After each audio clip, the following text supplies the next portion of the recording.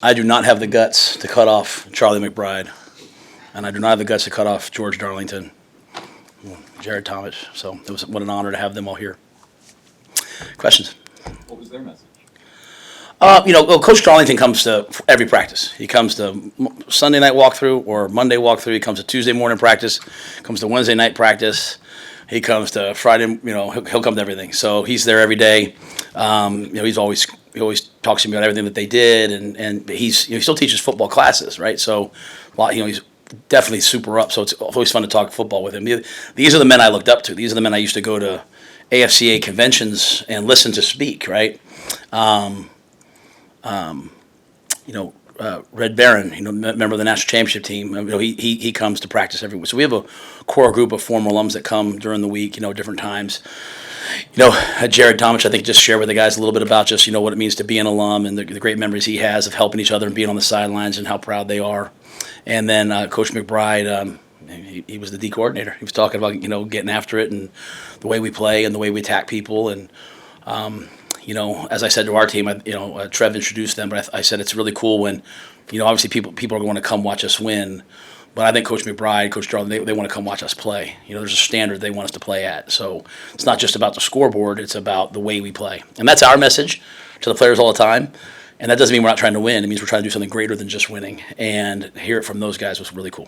What do you think it means to the players? Did you get a sense from looking at them what it means to hear from Coach McBride, guys like that? I think it means a lot to them. We just as we broke it, we were just saying, hey, everybody whose dad played for Coach McBride, he wanted to get a picture with all the sons of the guys he coached, which was pretty cool. So our guys are well versed in the legacy of the teams and the heritage of the football that came before them, and so I think to hear it from them, but I think also to hear Coach McBride talk about how proud he is to be in the stands in Illinois and sit with a couple of former players and watch our guys play. And I think, it's one thing to feel like, hey, there's a legacy I need to live up to. It's nice when you hear those guys say, hey, we're proud of the way you're working. We're proud of the way you played in this game. That's validation that, when you walk by these guys' names and faces on the wall every day, to hear them say, hey, I think you're doing a good job, it's pretty cool. How critical is it to have a guy like Failen? I know you've spoke glowingly about him before, but just the way he stepped into that role when Deshaun went down and how he's handled his business. Yeah, Phelan's played great. Phelan's an example of what we try to do. He proved it on the practice field.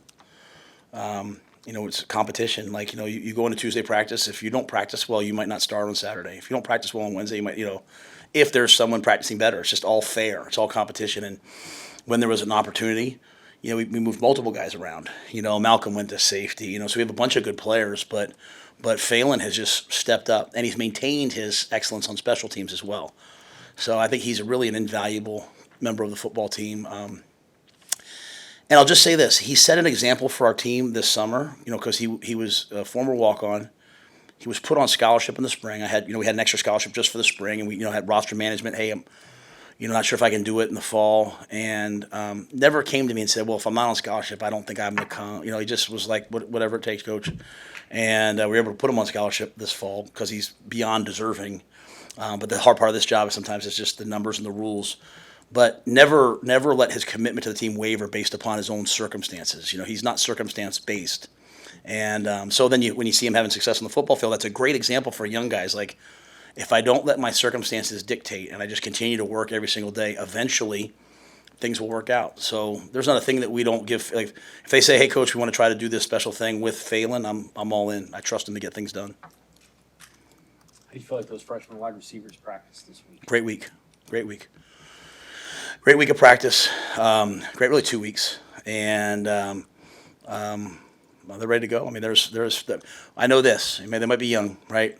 But they're as fast as any group of receivers in the country. So not very often you have 10-3, 10-4 guys out there. So, they've each made a play. Maybe not Jaden, but Jalen and Malachi have each made a play in games. Alex Bullock's made a couple big plays in games. Ty's made big plays. Billy's a baller. So they're ready to play. As I said to them, kind of the narrative of like, well, we've got some guys, we've had to manage what we're doing to fit who we have, but those guys can play. And I'm excited to see them play. I know every position in the college football is hard for a freshman. But I think there's an impression that it's easier to play receiver as a freshman, and it's not, right? Like, it's actually harder than others. Significantly harder. Significantly harder.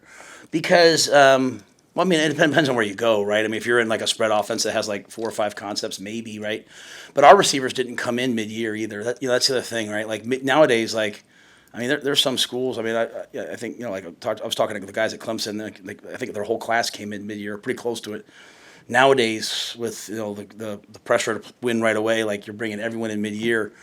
Jalen, Jade, and Malachi all showed up in the summer, so that's difficult. But I just think it's just the volume of offense and the volume of things that you have to do. And we go against our team every week, and they're a man-free team and play some cover two, and you run certain routes for stat, right? Or you have certain reads, and all of a sudden now you get into the Big Ten, which is predominantly a quarters conference, and now you're running some different routes and some different adjustments, and so for the quarterbacks and those guys, it's a little bit of a challenge. When you have your time under your belt, this time next year, these guys, it'll be a breeze for them. But there's a lot of things you have to do at receiver, and you also have to learn how to really take care of your body because you're running all the time.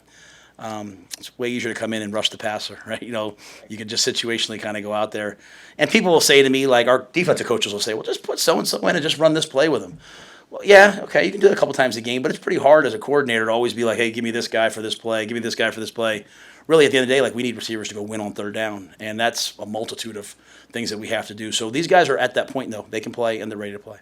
What's that like for you to watch Garrett as a first-year assistant to go through this process with so many young players when he had older players that just aren't available to him now? Yeah. I think it's really, really, really sharpening him as a coach. When anybody, to me, the great coaches do a couple different things. They get difference makers to be difference makers. The worst thing in the world is when your difference makers aren't making a difference. They're just kind of there, So they get great players to play great. Sometimes great players are just talented, and you have to bring it out of them. But they also, they don't live in the tyranny of comfort. They don't just play the guys who, hey, I know he knows all the plays. They pour themselves into the guys who can step up and make a difference and find a way to get them on the field. And so, they also don't let learning be an issue. Whatever it takes. If you have to move in with somebody to get them ready.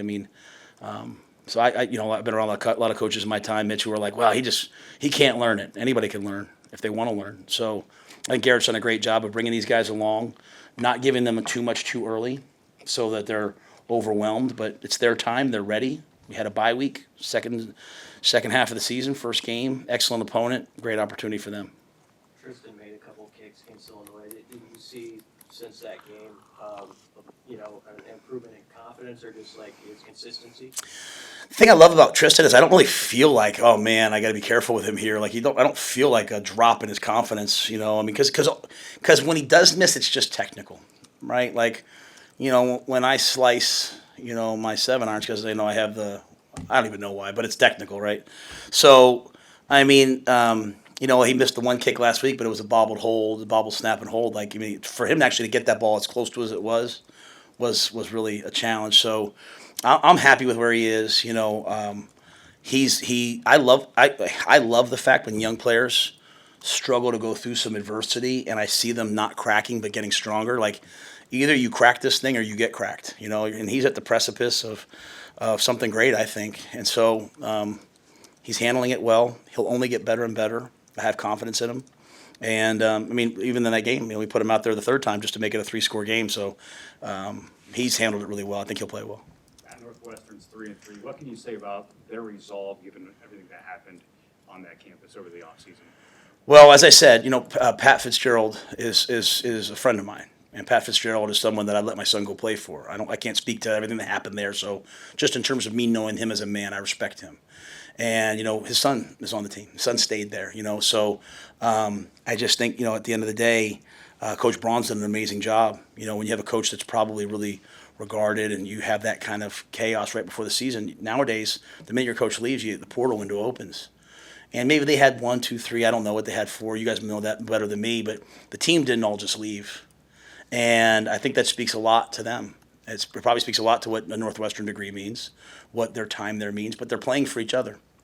And, they got off to a tough start maybe after the first game they lost. They came back, they battled back. But you see them in Minnesota. and you see the way, I mean, they're down 31-10 with 12 minutes left, and they come all the way back. I mean, how do you do that? How do you do that? And they did it.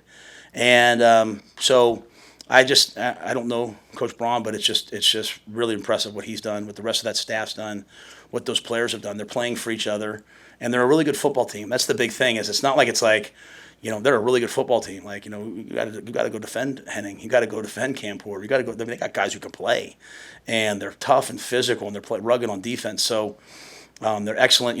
Excellent third down offense. They stay on the field. So it's a good football team that's playing for the right reasons and playing for each other, and a team that has purpose and will die for a cause is really hard to beat. I know you've been laser focused on preparing for the game, but I did want to ask you just about the big volleyball match on Saturday nights, number 1 versus number 2. I don't know if you get a chance to go to it or not, or take it in, but just sort of the enthusiasm on campus for such a big event. It isn't football, but volleyball. Yeah, I mean, I love our women's volleyball team, and I love the women that are on it. Coach Cook means a great deal to me.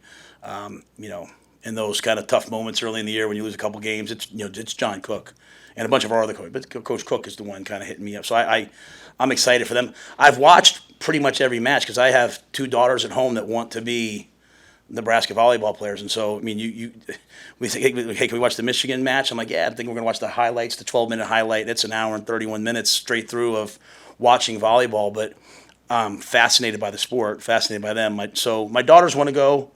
I know we have some recruits that want to go. I'll be honest with you, Sam, I pass out after every game. I go home and I am out. It's like when I was an assistant, you're kind of like you have this knot in your stomach on offense or on defense, and then the other side of the ball you can relax. Like I have a knot on my stomach the whole game, so I'll probably pass out. But I don't, Julie and the girls, I think they want to go, so you might see me there. I don't make a lot of decisions in my house. Obviously there's the X's and O's, concept of getting ready for a game, but you describe Northwestern as a team that's just going to fight and just play really hard. Like, how do you get your team ready for that aspect of them? Yeah, well, I mean, that's who we better be. That's who we want to be. We're 3-3 just like them, and so I'm not a big hey, last year this game they beat you, get ready for that. I'm not that, right? I'm not.